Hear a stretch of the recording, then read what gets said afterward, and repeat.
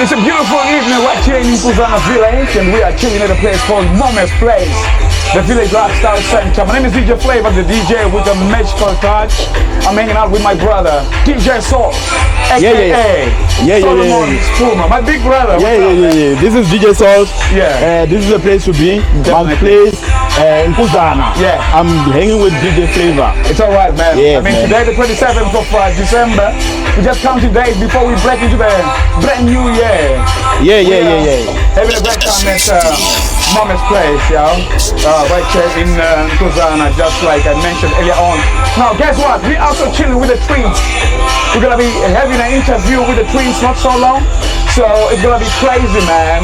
All the way, probably until tomorrow. We don't know, but then we just here delivering and they're just making sure that you reach maximum satisfaction as we continue to cook great things right here at the dungeon. Mome's Place. It's all right, my brother. So DJ Sauce, okay. Let's try and be a bit formal now. Okay. People have for you, it's not DJ Sauce. It's Mr. Spuma. For you, it's not DJ Sauce. It's Mr. Spuma. No, but I want to go home. No, we have to make people laugh, man. Don't get too serious, man. I know. I want to be known as DJ Sauce. At 50, you want to look younger. You see? And it's vibing, right? And that's all right. So now, who is DJ Sauce, by the way? Yo, my man. So, when I grew up, I was into this music, the LPs and the cassettes. But then I didn't actually even have a brand. But as I was growing up and started getting into music and production and DJing, so I needed to find a name. Like I said, my name is Solomon. And my friends call me Soli. So I said, okay, what's the name? I said, okay, my name is DJ Sauce.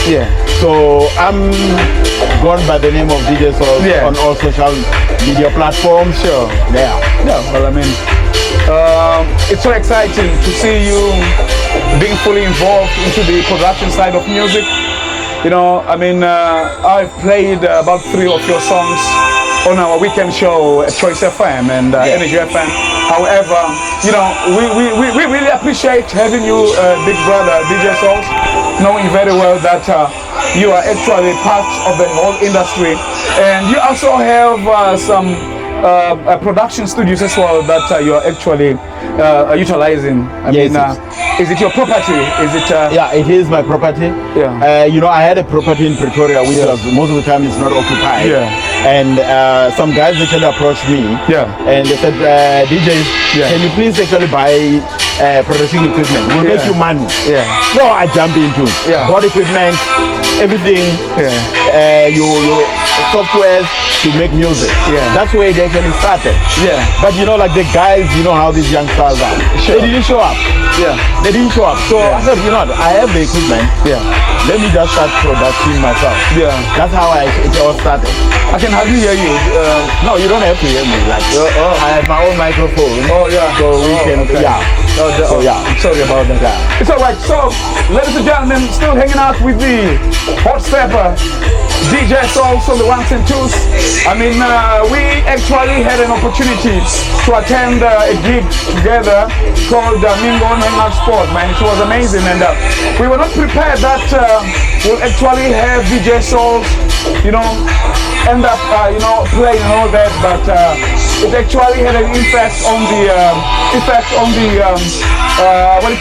the podcast that was initially planned to be recorded the very same night. But we had a great time because we played for close to 3 hours. Close to 3 hours. So what kind of music were you playing? So at Mingo, I was playing deep house. Deep house is very close to heart. But I checked, when you actually play, to read the room, check what type of people are you playing for. So, people like me were enjoying the deep house. Then I got a second request to actually play for the youngsters. Then I got into piano and then moved into Afrotech. I don't think people even feel that, there was a move from piano to Afrotech house. So that's what I've done. I was trying to cater for everyone. Everybody was happy. you had such a great feedback from the people. Yes, I did. Everyone was excited. I mean, everybody from actually the gate to the catering side and all that. Yes. So how does then this whole journey leads you to end up taking a decision that you're gonna go on to the production side of music? I mean, you are producing music. Yes, I am producing. So what I've checked, most of the time, when you actually have equipment that I have, and you want to be heard, I don't want to sit and be heard like somebody that's actually just talking. And I thought, to talk to people, I must talk to people through music. Yeah. And I find it as the best way, because like when you produce music, you can produce music for people at church, you can produce music for people that want to dance. Yeah. And you can also produce reggae. I think there's a lot of messages in reggae. Sure. So that's why I got into production, so that I can talk to people through music. All right, I hear you. So music is your other way of communicating to the masses out there. Yeah. Now, how do you then, where do you draw inspiration, for certain songs? Like, I mean, I've been listening to your pattern of production. You try your level best to come up with new, a vibe altogether. I mean, the previous song won't sound similar to the latest song. Yes. That's what I've noticed. Where do you draw the inspiration? So there's actually a lot of people that actually been in this music industry. Yeah. I mean, like the likes of Brenda Fassie, going Chaka Chaka. Yeah. I grew up going to the Lion Logger shows. Yeah. I remember. Yeah. At the showground. At the showground. So I grew up going there. And even without money, I'll make sure I'll sneak in. So you drink Lion? No, not really. At that time I was young, so I'm not allowed to say that life that I drank. No. Because at that time. No, but there's age restriction here. No, come on. No, okay, I mean, so yes, we had to. Yeah. We had to. How many did you have? Okay, how old were you by then? I think I was like between 17, 18, 19. Because those shows keep going on. Okay. And how many did you drink? I can't count, man. That time we were not there to count. We were there for music. Okay, so but then you probably drank more than 6. At that time, maybe more than 10. More than 10? Yeah. And you were 17. So it was that energy. Church boy on top of that. So I'll tell you a story. Yeah. So we'll go out and drink, get drunk, right? And then a friend of mine, Itani. So we say, hey, Itani, there is a conference. I need to go and play at church. Yeah. So we'll go there and play. Yeah. And because you're a bit, and you don't care that you'll make mistakes. Yeah. I think those are the days that I played much better at church. Yeah. When we're done, we go back to the gig. Yeah. And then we ask for forgiveness. Life goes on. Yeah. Sure. Definitely. Yeah. It's all right. So how many songs have you produced up to so far? If I have to say songs that I've produced, maybe 50. 50. If I have to say songs that I've released, around about 19.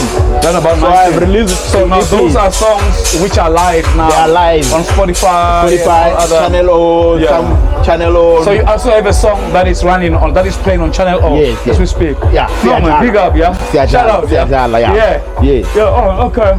So that's what I do. No, and then, the fun part is I try and actually bring a bit of everyone into my production. Yes. Like I've worked with Dr. Mario, I've worked with John Delinga, I've worked with Rootkid, I've worked with TJ. Yeah. I've worked with a lot of people. I've worked with Tandy, I've worked with Nonsikelo. Is the first person that I've recorded. Oh yeah. Nice piano work. Yeah. So I want us to talk about your top 3. Yes. Yeah. I mean, out of the 50 songs that you've produced and the 19 that is already playing, I mean, that is already live on all platforms. Now, there has to be a top 3. Yes. Which is close to your heart. Yeah. So the first one will be Siajala for sure. Siajala. Yeah. The one that's playing with Sandy. Yeah. And then the second one. So this is the one that is playing on Channel O. And then the second one is actually why it's close to heart. It's called Top Notch. Top Notch. Top Notch is a song that, you know, me and somebody else were sitting in the studio. So we just started with the guitar. The next thing we made a beat. Then the next thing I was singing. I had to sing the song. You'll hear the song with the later stage. I had to actually sing. And then we did a great song, which I plan to actually shoot a music video because so that Top Notch in mind. I used to stay close to this DJ. I don't know if you know DJ somebody. So he used to own Top Notch. And then me and him were close like that. There's a couple of cars that I got from him. So at that time I thought of this club. And then I sing a song, but it's about music. So it's about music, but the idea of living that top life, but within music, and within my means. So it's not like those things where, you know, you go out of your way to try and do things to impress people. So according to DJ songs, what is soft life? So for me, soft life is to actually be able to afford what I can. It's not about, you know, DJ Flava has a Mac or a Lamborghini, then I must get it. No, all those things that I plan that I need to get in life, I make sure that I get them by all means. So I will not sell my soul. It is you living a life that you can afford. It does not comfortable life to be a lot of money or no. As long as I've got a roof over my head, I can go wherever I want. My kids can go to the best school. And I can actually share whatever that I have with other people.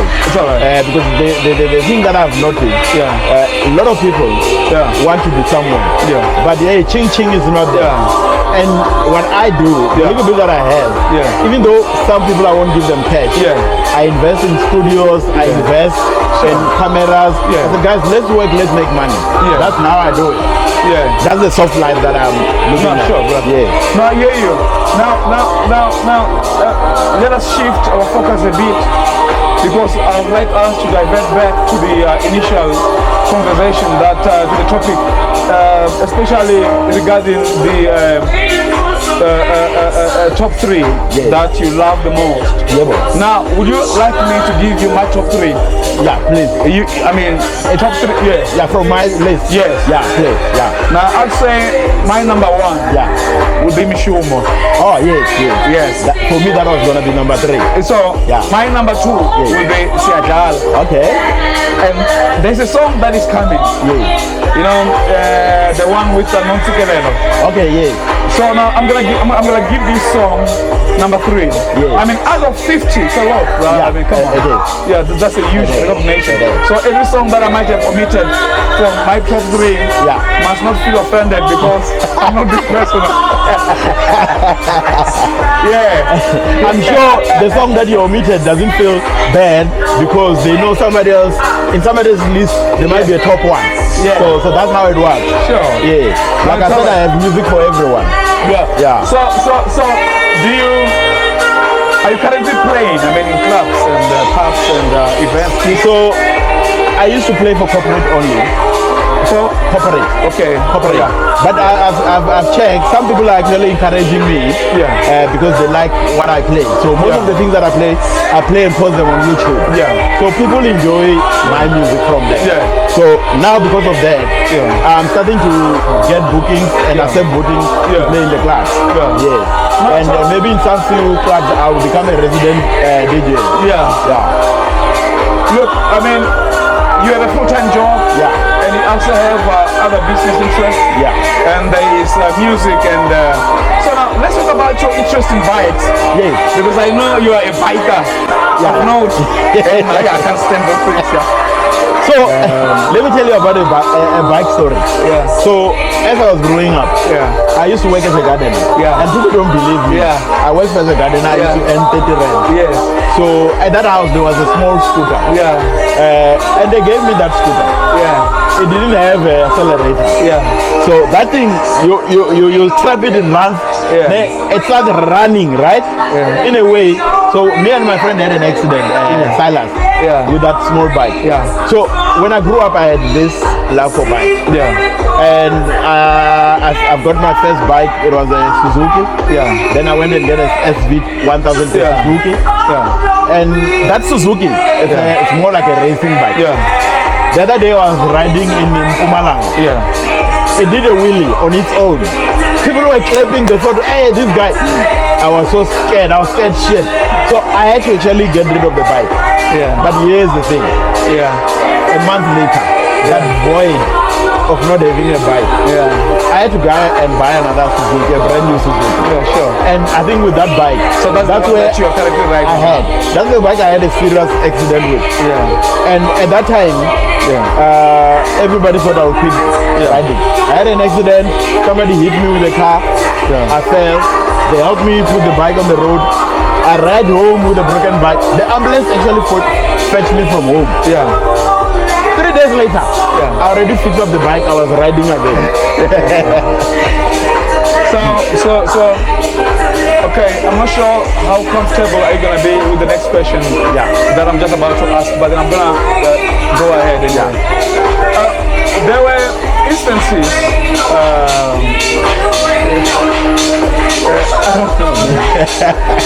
Try me. You once had an encounter with bouncers. Oh, you had an encounter with bouncers. Yeah. What happened? And you know one thing that in the mix. One thing that I'll tell you, never lie to your partner. I remember that day I said I was going somewhere to bypass. I went my own way. So from there we end up at Midland at News Cafe. So when we got to News Cafe, so this thing we get there, remember when you come in they stamp you if you're going to VIP. So I didn't want to be stamped. I paid for myself, I paid for the people that I was with. But I was talking to the bouncer. We were talking nicely. And I said, you know what, I'll go in later. Finally when I want to go in, he's blocking me. And my man, I told you I paid. And he started pushing me. As he was pushing me down the stairs, one of the bouncers hit me with a wire on my face. I said, you know what, I'm gonna kill this guy. I'm telling you, I got mad, man. I beat up these guys. I pick up tables. I was hitting them with the table. One of the bouncers fell on my leg. My leg broke. I remember. It broke in 3 pieces. Now these guys are carrying me to the car. The ladies that I was with were jumping on them, hitting them. And I'm thinking, you know what, when I get to the car, I'm going to shoot these guys. So the ladies will overpower them and then they left me on the floor. The ambulance arrived, police are there asking questions. I thought the police are actually helping me open the case. They're opening a case against me. I only found out after I got out of hospital that the bouncer was still in hospital. So that bouncer stayed in hospital longer than me. So that was huge, So from there, I think I was off work for 2 months.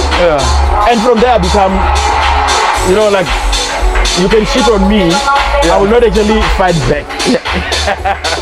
Hey, you know, growing up. Can we talk about the social movie story? The shooting?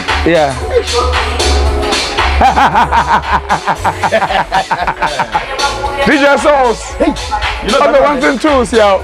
Ladies and gentlemen, it is the Flava Avenue in the SM Studios, man. We're coming to you live on YouTube and we're hanging right here at the Mommy's Place in Kuzana Village. I am still chilling with my man. I'm hanging with DJ Flava. DJ Sauce. Yes. On the ones and twos. Now we are actually having a conversation about this Sauce brand, DJ Sauce. So now, you know what, the Flava men sometimes get a bit personal. So, but then this is not personal, but we are personal. Because we have that personal touch. So you were asking about the social movement. Bro. So I'll tell you a story. Me and Guns. You. I got guns when I was still young. I know. Your brother will tell you as well. So, but at that stage, when you actually growing up, so I went to Soshango. I know, I'm the boss. So I used to actually carry people from work. I just thought, okay, let me just do a side hustle. So as I was dropping off people, so I dropped one by one. Yeah. That time I was driving a Golf 4 with heavy sound. Yeah. So I dropped off the last lady. Yeah. As I was leaving, so this guy on the side of the road pointed a gun at my car. And I could see that is a gun. Yeah. As I was about to leave, he fired a shot. Yeah. And it hit me. Yeah. I'm thinking, do I shoot back? My gun was sitting between my thighs. Yeah. Do I shoot back? I didn't shoot back. I drove off. I think I drove for like 5 minutes. Yeah. Because I was bleeding. I could not drive anymore. Yeah. Got to Social Move police station. Yeah. I called a friend of mine, Smstudio. Yeah. Who's that? Yeah. Yeah. Smstudio is the one that came and picked me up. Yeah. We went to the first hospital. They said they can't operate. We went to the second hospital. Then I went to a third hospital. The last thing I remember is life. Yeah. I woke up with a heavy leg. Yeah. And I think that kind of actually messed me up. I became very dangerous. Yeah. I'm telling you, I've got a friend of mine that I've missed with the guy. Yeah, no, okay, no. I become very because dangerous. Well, we don't want people to think DJ Sauce is dangerous. I'm not a thug.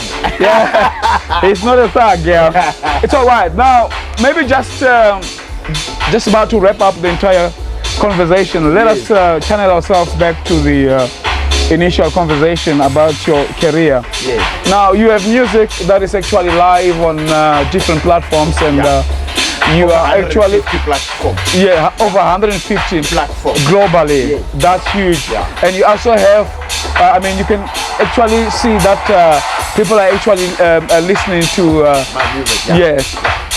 I mean, you can pull up. Do you pull up reports and? Yeah, I do pull up reports. Yeah. Okay. So there is a huge number of people that actually listen to my music. Yeah. The one thing that I've never done was to go out there and promote because of my position at work. Yeah. But now I've realized not. You need to actually push something. And build a legacy for it. Because this is not about me. It's about the generation to come. Yeah. So I have to push it. Yeah. So, what is your next step now? Besides marketing, are you also looking at helping the unfortunate ones who are actually interested in, following the same path that you are actually? I mean, are there any plans that you have put in place that are actually meant for assisting the community out there? No, there is plans. So like currently at the studio in Pretoria, there's some guys. Well-known artists that stays in that house. Okay. That is your house. Yeah, yes. my house. Yes. They stay there. Yes. They can use the studio. Yes. And then the plan is to help these guys. Yes. Because they actually one of the dancers for one of the well-known artists.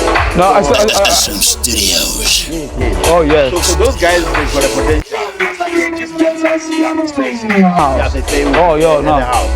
So those are the guys that you featured on the Siadala video. Yeah. Oh yeah. Okay. So we became friends. It's not just about a landlord and a tenant. Sure. We became friends. Yeah. And then my dream is to going forward. To try and actually push a project with them. Yeah. I have the studio. I have sound for hire. I have video cameras and drones for hire. Why not actually work with these guys? Because they have connections. I see they've started doing some community services as well. So through them, they can bring these youngsters as well. And then bring them to my attention so that we can help these guys grow.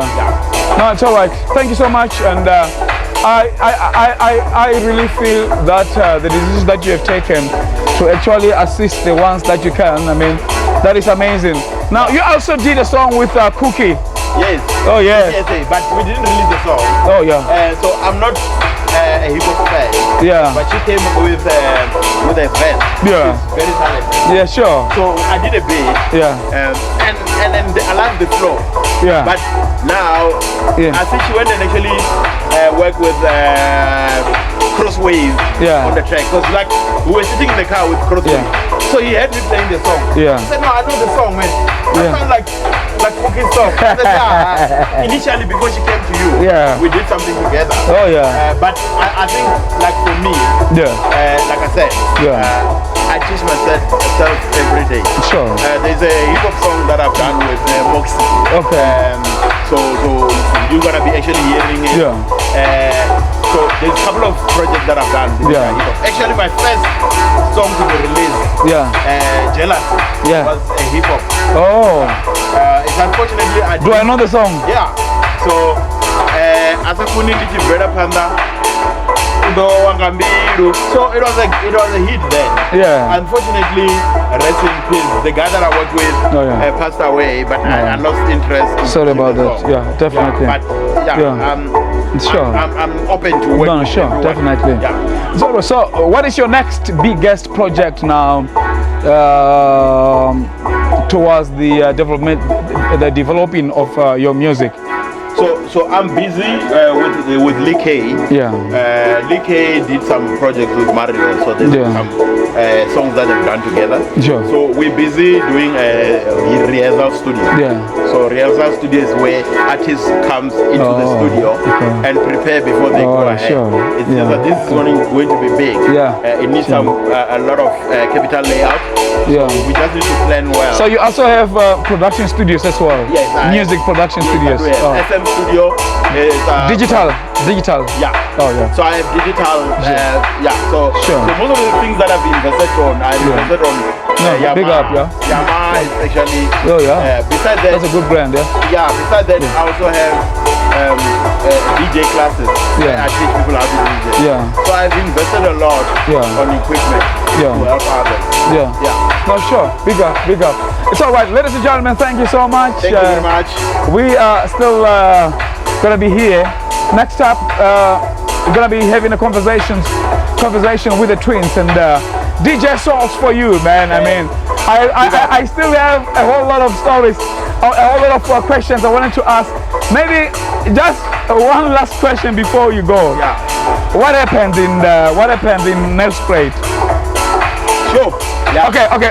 Hold on. Yeah. Let me ask you a question.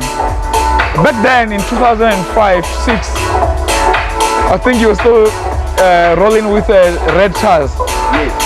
Now we go to, I'll tell you now, Vestec. Yes. Me and my boys, I was with TK. Yes. And I think Mtokis as well. Yeah. So I can't remember exactly, but I was with some of the boys from my home boys. Now we got to the main gate at Vestec. We found a guy dancing. Now with a gun, just like, the gun was like there for everyone to see. Yeah. And you were dancing to hip hop music without a t-shirt on, and it was crazy. So we came through and we greeted because I'm like, okay, so, hey bro, that's our big brother, let's go greet. But hey, we had a lot of questions. Like we all go through, and you were alone. We all go through some stages, right? Yeah. And we'll deal with it in a different way. Sure. And like I said, I'm a nice guy. Yeah, no, definitely. And then I'm not scared of anything. That's so why if I want to do something, and if I want to dance, I dance. The fact that you are a nice guy, you have proved it by traveling with me, and you know that you are friends with my big brother. So that's true. That's true. Yeah. So it's like you had to. No, sure. Big up, man. Yeah. It's all right. Thank you so much, ladies and gentlemen, for tuning in. We're doing it again on another episode of the Flava Avenue Mix the SM Studios, and we're walking live and crystal clear from the Moments Place, the Village Lifestyle Center, right here in Kuzana. My name is DJ Flava. My name is DJ Solos. Hope to see you soon. Flava the Flavio, the one with the magical touch, the Wawadi Wax. See you. Bye bye. See you guys. Yeah, sure.